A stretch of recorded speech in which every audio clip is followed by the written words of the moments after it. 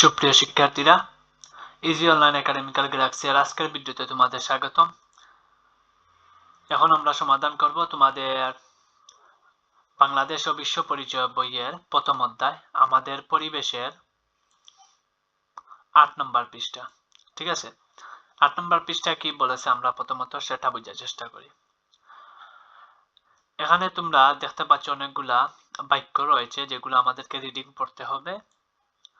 তারপর এখানে আমরা কিছু বৃত্ত দেখতে পাচ্ছি, এখানে কি কি বসবে এইসব করে হয়তো এইসব নিয়ে আলোচনা হতে পারে। তারপর এখানে দেখতে পাচ্ছি পরিবেশের বৈচিত্র্য সংরক্ষণে আমরা করণীয় গুলো নিচে চোখে লিখি। ঠিক আছে, এগুলো নিয়েও এখানে আলোচনা হয়েছে। প্রিয় শিক্ষার্থীরা, এই পৃষ্ঠাটি থেকে আমি তো প্রায় সময় তোমাদেরকে বলে থাকি যে আমরা যখন পড়ব তখন আমরা কি কি খুঁজে বের করব। প্রথমত হচ্ছে আমার ভিডিও কিন্তু অনেক অনেক লম্বা হয়।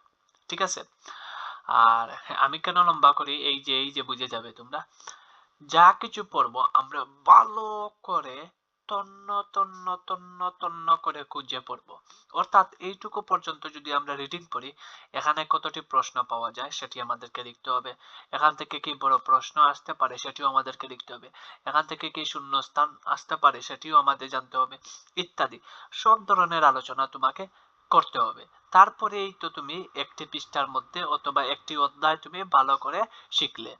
ঠিক আছে, আর যদি এরকম উপরা উপরি পড়ে যাও, ঠিক আছে, 1 মিনিট 2 মিনিট করে এক একটি ভিডিও দেখে নিলে ইউটিউবে, তাহলে তো হলো না। ঠিক আছে, আমি তো চাইলে এটিকে 1 মিনিটে শেষ করে দিতে পারি। যেমন এইটুকু আমি রিডিং পড়লাম, তারপর পরিবেশের বৈচিত্র্য নষ্ট হওয়ার কারণগুলো নিচে চিত্রে লিখি। এখানে কয়েকটি আমি ওয়ার্ড বসিয়ে দিলাম, যেখানে সেখানে পলিথিন ব্যাগ ফেলা, এখানে আমরা লিখলাম যে যেখানে সেখানে আবর্জনা ফেলা। ঠিক আছে, বায়ু গাড়ি থেকে কালো ধোঁয়া নিষ্কাশন ইত্যাদি।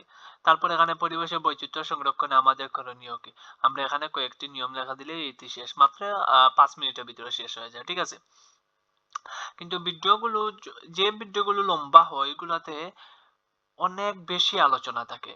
আর তুমি কি শুধু সমাধান জানলেই শেষ না, তুমি ক্লাস 3 তে পড়তেছো, যাতে ক্লাস 4 এর সকল আলোচনার বেসিক তুমি জেনে যাও। অর্থাৎ পরিবেশ সংরক্ষণের গুরুত্ব তুমি শুধু এখানে এগুলো জানলেই হবে না, এগুলা কি এগুলার ব্যাখ্যা জানতে হবে। ঠিক আছে, এটা ছিল পৃষ্ঠা 7 এর আলোচনা। এটা আমি অলরেডি ইউটিউবে ছেড়ে ফেলেছি। আর আমরা আছি পৃষ্ঠা 8। ঠিক আছে, মানে তোমাকে ভালো করে জানতে হবে। তাহলে চলো আমরা রিডিংটা শুরু করি। এখানে তোমরা দেখতে পাচ্ছ, আমরা এখন রিডিংটা পড়ে নেই। এখানে কি বলেছে, পরিবেশের বৈচিত্র্য রক্ষায় আমরা কাজ করব। বাড়ির চারপাশ, বিদ্যালয়ের আঙ্গিনা, খেলার মাঠ, রাস্তাঘাট পরিষ্কার পরিচ্ছন্ন রাখতে সবসময় চেষ্টা করব। পলিথিন ব্যাগ ও প্লাস্টিক বোতল ব্যবহার করব না। তারপর নির্দিষ্ট স্থানে ময়লা আবর্জনা ফেলবো। এখান থেকে একটি কি আসতে পারে, এখান থেকে আসতে পারে শূন্যস্থান। শূন্যস্থান আসতে পারে, কি আসতে পারে, এখান থেকে শূন্যস্থান আসতে পারে। কি ধরনের শূন্যস্থান আসতে পারে, কিভাবে আসতে পারে সেটি এইভাবে আসতে পারে যে নির্দিষ্ট স্থানে ময়লা আবর্জনা ফেলবো, এখানে না লেখে নাই। ঠিক আছে, নির্দিষ্ট স্থানে নির্দিষ্ট স্থানে আমরা ময়লা আবর্জনা ফেলবো। ঠিক আছে, তাহলে এখানে তোমরা কি বুঝলে, এখানে আসতে পারে এইভাবে শূন্যস্থান যে ময়লা আবর্জনা ড্যাশ স্থানে ফেলবো, ময়লা আবর্জনা নির্দিষ্ট স্থানে ফেলবো। অথবা এভাবে শূন্যস্থান আসতে পারে যে নির্দিষ্ট স্থানে ড্যাশ ফেলবো, নির্দিষ্ট স্থানে ময়লা আবর্জনা ফেলবো। ঠিক আছে, এই যে ময়লা আবর্জনা ফেলবো, এইটা আনসার হতে পারে। তাহলে এই যে আমরা একটি শূন্যস্থান পেয়ে গেলাম। ঠিক আছে, তারপর আমরা আরো নিচের দিকে যাই। নিচের দিকে আমাদেরকে কি বলতেছে সেটা বোঝার চেষ্টা করি। নিচে আমাদেরকে বলতেছে গাছপালা আমাদেরকে অক্সিজেন দেয়, এটি একটি শূন্যস্থান হতে পারে। যে গাছপালা আমাদেরকে কি দেয়, গাছপালা আমাদেরকে অক্সিজেন দেয়, এটি তোমরা লিখতে পারো, শূন্যস্থান হিসাবে এটি লিখে রাখতে পারো যে গাছপালা আমাদের কি দেয়, অক্সিজেন দেয়। এটি এটি এটি লিখে রাখো, গাছপালা আমাদের অক্সিজেন দেয়, এটি শূন্যস্থান হিসাবে আসবে। তারপর কার্বন ডাই অক্সাইড শোষণ করে এবং পরিবেশকে সুন্দর রাখে। গাছপালা কি শোষণ করে, কার্বন ডাই অক্সাইড। এটিও পরীক্ষায় প্রশ্ন আসতে পারে যে গাছপালা কি শোষণ করে? কার্বন ডাই অক্সাইড শোষণ করে। ঠিক আছে, তারপর পরিবেশকে সুন্দর রাখে। এরপর আমাদেরকে কি বলতেছে আমরা সেটা বোঝার চেষ্টা করি। তারপর আমাদেরকে বলতেছে আমাদের বাড়ির চারপাশে, বিদ্যালয়ের আঙ্গিনা, রাস্তাঘাটের ধারে গাছ লাগিয়ে আমরা প্রাকৃতিক ও সামাজিক পরিবেশ সংরক্ষণ করতে পারি। ঠিক আছে, আমরা কি আমাদের বাড়ির চারপাশে, বিদ্যালয়ের আঙ্গিনা, রাস্তার ধারে গাছ লাগিয়ে আমরা প্রাকৃতিক ও সামাজিক পরিবেশ সংরক্ষণ করতে পারি। এখান থেকে পরীক্ষায় প্রশ্ন আসবে। ঠিক আছে, এখান থেকে পরীক্ষা কি ধরনের প্রশ্ন আসবে সেটাও বুঝে নাও। পরীক্ষায় প্রশ্ন আসবে যে এখান থেকে পরীক্ষায় প্রশ্ন আসবে, এটি আমি আপাতত ওকে। তারপর এতটুকু এখান থেকে কি প্রশ্ন আসবে সেটা তোমরা লিখে ফেলো খাতায়। যে এখানে সেন্টেন্সটি হচ্ছে আমাদের বাড়ির চারপাশে, বিদ্যালয়ের আঙ্গিনা, রাস্তার ধারে গাছ লাগিয়ে আমরা প্রাকৃতিক ও সামাজিক পরিবেশ সংরক্ষণ করতে পারি। পরীক্ষায় প্রশ্ন আসবে যে প্রাকৃতিক ও সামাজিক পরিবেশ সংরক্ষণে আমরা কি করতে পারি, বা প্রাকৃতিক ও সামাজিক পরিবেশ সংরক্ষণের একটি উদাহরণ দাও।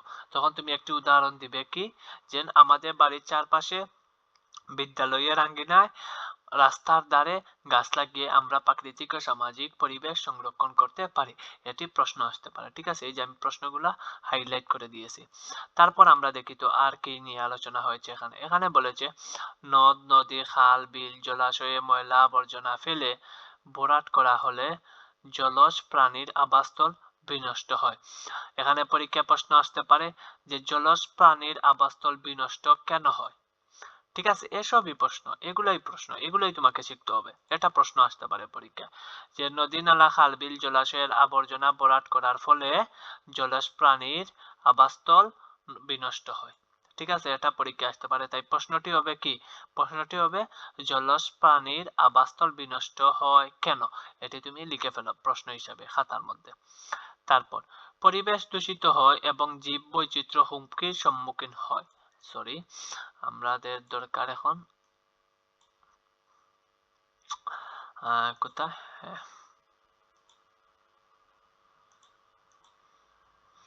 আচ্ছা এখানে কি লেখা আছে, পরিবেশ দূষিত হয় এবং জীববৈচিত্র্য হুমকির সম্মুখীন হয়। গাছপালা ও পাহাড় ইচ্ছে মতো কাটা যাবে না। পরিবেশের বৈচিত্র্য সংরক্ষণ করা আমাদের সবার দায়িত্ব।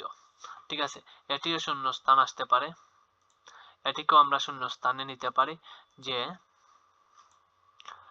পরিবেশের বৈচিত্র্য সংরক্ষণ করা আমাদের সবার দেশে, অর্থাৎ খালি ঘর রেখে দিবে, সেখানে আমাদেরকে লিখতে হবে দায়িত্ব। অথবা এটিও আসতে পারে দেশ বৈচিত্র্য সংরক্ষণ করা আমাদের সবার দায়িত্ব, এখানে বসবে পরিবেশ বসবে। ঠিক আছে, অর্থাৎ এইটুকু জায়গা থেকে আমরা কতগুলো প্রশ্ন পেয়ে গেলাম, শূন্যস্থান পেয়ে গেলাম। ঠিক আছে, এটি আশা করি তোমরা বুঝে ফেলছো। নিচেরটাতে যাই। এখানে আমাদেরকে এখন কি প্রশ্ন করতেছে আমরা সেটা বোঝার চেষ্টা করি। এখানে আমাদেরকে বলেছে যে পরিবেশের বৈচিত্র্য নষ্ট হওয়ার কারণগুলো নিচের চিত্রে লিখে। ঠিক আছে, এখানে দেখতে পাচ্ছ চিত্র কয়টি, এই হচ্ছে একটি চিত্র, দুইটি চিত্রের মধ্যে রয়েছে বৃত্ত কয়টি, একটি বক্স ধরে নেই আমরা, একটি বক্স, দুইটি বক্স, তিনটি বক্স, চারটি বক্স, পাঁচটি বক্স। মেইন বক্স হচ্ছে এইটা, যে পরিবেশের বৈচিত্র্য নষ্ট হওয়ার কারণ। একটা তারা লিখে দিছে, আর সেটি হচ্ছে যেখানে সেখানে পলিথিন ব্যাগ ফেলা, এটি কি পরিবেশের বৈচিত্র্য নষ্ট হওয়ার একটি কারণ। তারপর আমরা আরেকটি কারণ কি লিখতে পারি, এখানে আমরা আরেকটি কারণ লিখতে পারি যে জলাশয়ে ময়লা আবর্জনা ফেলে ভরাট করা।